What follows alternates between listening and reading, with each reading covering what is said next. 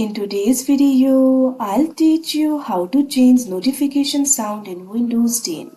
So if you want to change the notification sound, it is actually very simple. For that, first of all, you'll have to open the control panel.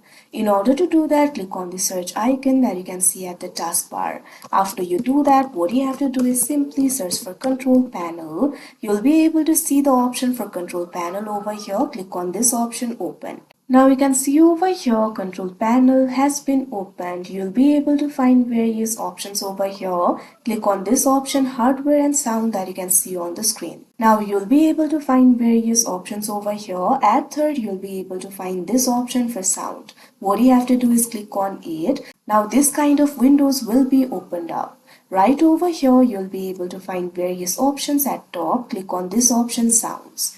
Now over here you'll be able to see the program events. What you have to do is scroll down. Right over here you'll be able to find this option for system notification. What you have to do is click on it. Now you'll be able to select the sound over here. Simply click on this field. Now you can see various sounds over here. What you can do is simply click on the sound of your choice. You can also test it by clicking on this option test. You can simply explore more sound if you want. After you're satisfied with the sound, click on this option OK.